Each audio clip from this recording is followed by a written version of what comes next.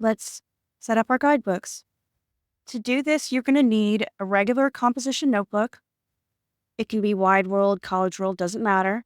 I've got a hardback one. I like to use these for my teacher editions for sure. But any composition notebook is fine. I've also got something to write with. Much prefer something that erases, so this is erasable.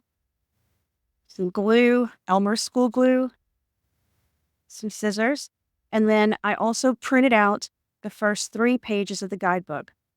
And if you look at the top of every page, it'll tell you like this is guidebook page 2. It'll say guidebook page 1, guidebook page 3. So I printed those 3 out so I can glue those down. Let's get started with the table of contents. We're going to write that on the first page. And then we're going to have a column of page numbers and topic. So say pages and topic. Now we're going to come back to this and fill this in just a second. So before we get started doing anything, we want to leave some blank pages. So we're going to turn the page twice. And then here's a blank page. We're going to turn the page that's twice. And here's a blank page and turn that blank page. So this is the 4th page in the notebook. But this is where we're going to start numbering our pages. Sometimes we're going to use the left side of the page and the right side of the page to glue something down. Sometimes we're just going to use the right side. That depends on if I want the students to be able to see 2 pages at once. So we're going to number the top left corner a 1, the top right corner a 2. So we've numbered our first 2 pages. Then you're going to turn the page. We're not going to number on the left. On the right, we're going to put a 3. Now, where you put that 3, let's go ahead and in the margin right here at the very top, we're going to write overview of action blocks. Oopsie. So that's our 3.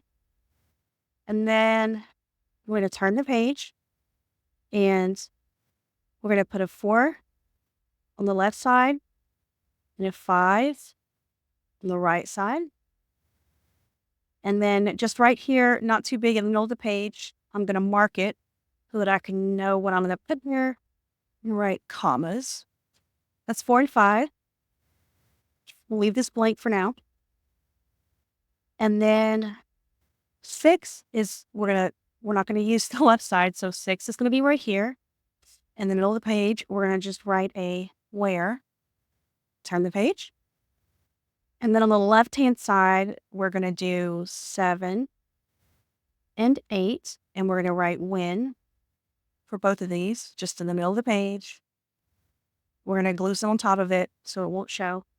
That's just to make it easier so we don't mess up later. And then we're going to have 9 on the left and 10 on the right. We're going to put Y. Here we're going to have 11. That's going to be another Y.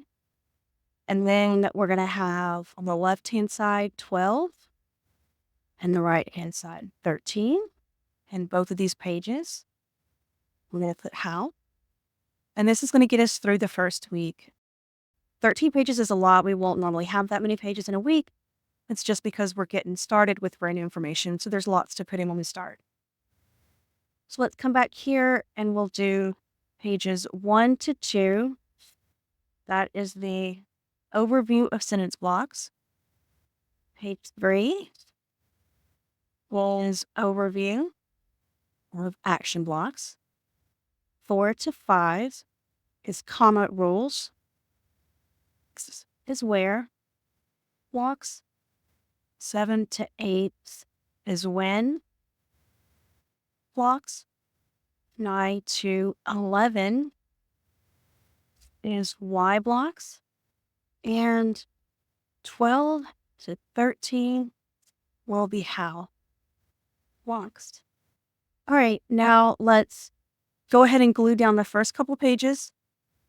And the reason we're going to do this now is because If you haven't done interactive notebooks, with me especially, you might not know the protocol for using the glue. It's very important.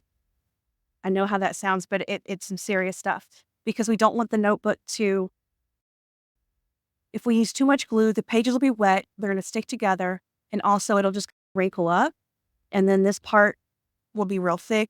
You know what I'm talking about because it's all wrinkled and stuff. So we can get around that by gluing the right way. So let's go to where we marked pages 1 and 2. And I'm going to turn it this way. So page 1, I'm going to put this right here. And then for page 2, I'm going to put this right here. I'll glue the small thing first. So I'm going to use an Elmer's school glue. I'm not going to use a glue stick. The glue stick is not going to last the school year if the notebook's actually well used. If the pages are flipped through, the glue stick's not the way to go. You could use double-sided tape if you have access. That's expensive. It just depends on what you or your students have. For the glue, what we're going to do is we're going to use tiny dots. I call them baby dots. And we're going to spread them out about an inch and a half. Let's see, I used this the other day. I've got to get the top. Oh, okay. All right, glue. There we go. I don't want to have a bunch come out. Okay, so just a little tiny baby dot. That's as much as we want to use. Space them about like that. For this, we can do 2 rows. Lie. Kitty might be joining us. Hey, Nala. All right. What do you think? What is that? All right. You let me work? Sweet girl. Okay. That's enough. All right. Okay. All right. Go ahead. Go ahead. All right. Sorry about that. Okay. I'm going to use the table, okay? All right. So for the big one, Patty. Well, camera's actually, I think it's okay. All right. She's coming back. All right. For the big one, we're going to use the same method of just little tiny baby glue dots. Just a dot, not a lot, is what I tell my students. I would walk around the classroom and call them out if they were using big globs of glue because that's just terrible for all sorts of reasons. Number one, the notebook's going to be a hot mess. So we shame for that. No big dots of glue. All right. So then we've got page 1 and page 2. And then we've just got page 3 for the first lesson. And we already put our title up there. It's hard to see in there. I might rewrite that. I don't love the way that looks. I don't like it even. So let's see if we can do this real quick. Oops. What happens if someone uses too much glue? You get the tissue and you clean it up. You don't just leave it on the paper. All right, that's good. I really don't like how that looks. We can fix that. One's a little bit better.